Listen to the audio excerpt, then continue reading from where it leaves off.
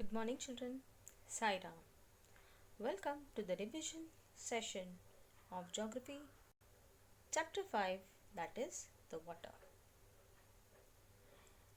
Before we begin with the lecture or this revision session, I want you all to be ready with a pen and a notepad to write down the important points. Now, let me tell you at the beginning that this chapter consists of few diagrams which are important from your examination point of view. Not only examination point of view, children, but also you should be knowing them very well. So I had already told you the diagrams when I taught you this chapter, but again, as I run through the chapter, as I take you to the revision, I will be once again telling you about those diagrams and explaining you the diagram. So let us begin. So we all drink water several times in a day, right? Some of us carry water in the water bottle also. The water is fresh and has been filled in the bottle for our consumption. The amount of water on the earth has remained the same for 2 billion years. Therefore, the fresh water in your bottle could be the same water that existed for centuries on earth. Earth has limited resources of water. Earth's water is always in movement. So when we think of water, the image that comes to our mind is, rivers or the waterfalls, the pitter patter of the raindrops, the water in our taps. In rainy season, we also like to float paper boats in the rain puddles, isn't it? But then, children, by the noon, the water or the level of water in the water puddles evaporates or it becomes less. Where does it go? What do you think? Where does the water go? The sun's heat causes the evaporation of water vapor. And when the water vapor cools down, it condenses and forms cloud. So, the process by which water continually changes its form and circulates between ocean, atmosphere and land is known as water cycle, which we will be looking in detail. So one important thing that we need to keep in mind is water continually changes its forms and it circulates between oceans, atmosphere and land. Okay, now let us understand in detail about the water cycle. A special characteristic of water is that it can change its form very easily.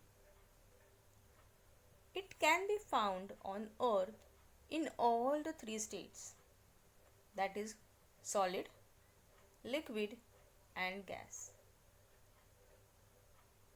Water is found in a solid state as glaciers. What are glaciers, children? A glacier is a slow moving river, but it is made up of ice. Water is found in liquid state in oceans, seas and rivers. This we know it very well, isn't it? It is also found in the gaseous state in the form of vapor. Now vapors are present in our atmosphere. The process by which water continually changes its forms and circulates between land, water and air is called the water cycle. This is a very important definition and you know it very well, children. Okay, so the water cycle has four main processes: evaporation, condensation, precipitation, and collection. So, children, what do you understand by this term terrarium? A terrarium, plural of which is terraria or terrariums, is usually a sea level glass container which contains soil and plants. It can be opened for maintenance to access the plants inside.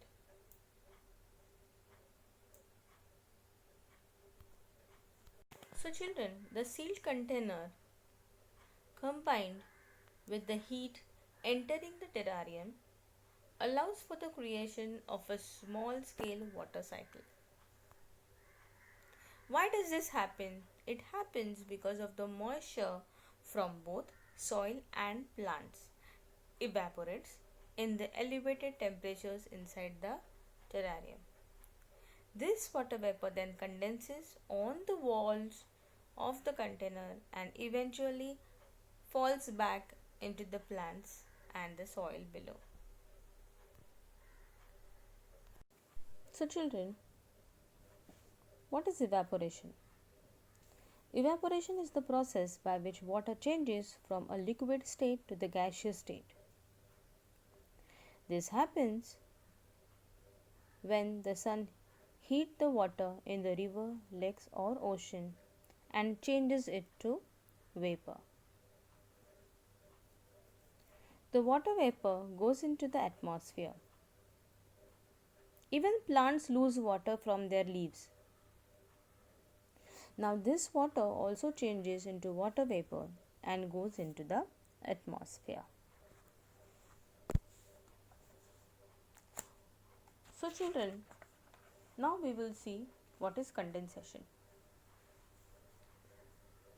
Condensation is the process by which the water changes from gaseous state to a solid or liquid state. The water droplets formed from condensation are very small and they remain suspended in the atmosphere. Millions and millions of these droplets of suspended water form clouds in the sky. Precipitation. It is a process, by which the condensed water in the clouds return to the earth. Now, when does this happen? This happens when the clouds are unable to hold water. So, what happens is, as the cloud, or rather when the dust and the water combines while evaporation, it becomes heavier and heavier. And when such droplets come together forms cloud. Now, when the clouds gets extremely heavy, the water returns back to the earth in the form of rain, hail, sleet or snow. Next is the collection. So, the water which returns to the earth's surface is collected at different places. When the rain falls on the earth, it either gets stored as underground water, which is called the groundwater, or it may flow into a lake, a river, ocean or sea. So, the process by which the rainwater soaks into the ground through the soil and underlying rock layers is known as infiltration. The water from the sea or ocean may again be evaporated due to heat and the cycle carries on. Okay, so collection is something which you might be aware of, obviously, because last year also we had little bit of it. but this is just for your information, children. Okay, I just want you all to know how the water cycle works. Now let us move on to the next topic, that is distribution of water, or rather you may say water on earth. Okay, water covers nearly 75% of the earth's surface. Although water is seemingly abundant, the real issue is the amount of fresh water that is available for us to consume.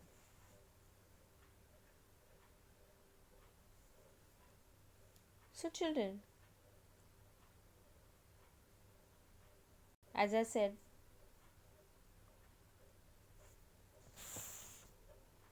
water which is covered, okay, on the earth's surface, water which is covered on the earth's surface is, or rather varies from 71 to 75%.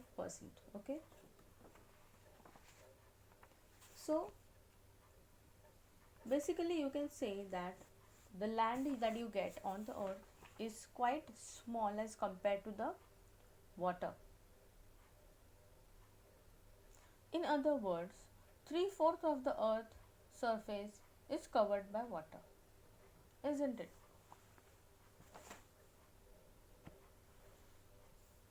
So, as I said, the problem actually lies in the quantity of water that is available for consumption. About 97.3% of water is in the oceans. Okay, so when I say 97.3% is in the ocean, we all know that ocean water is salty, right? So which means that this water is not fit for our consumption. We cannot consume this water because it is salty. So the remaining percentage of water, that is 2.7% of water, is fresh water. Now there are different reasons why the water of the ocean and sea is salty. Okay, but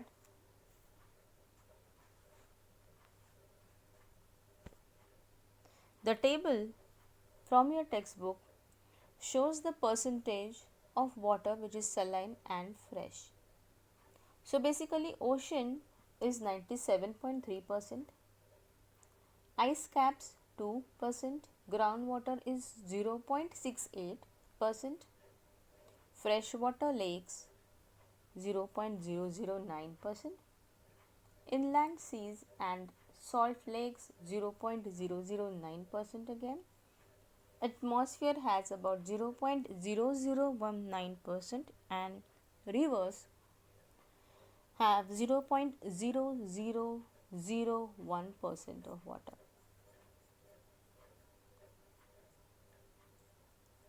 So, when I say 97.3% is saline water, what do I mean by it? Saline water is what? Basically, salinity is what?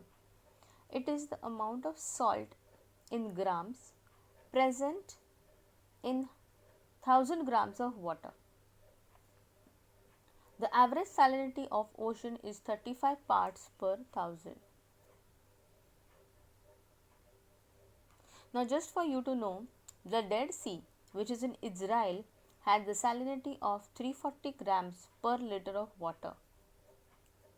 Swimmers can float in it because the increased salt content makes it very dense. So children, with this I end this part of revision video. See you in the next video. Till then, goodbye and keep learning.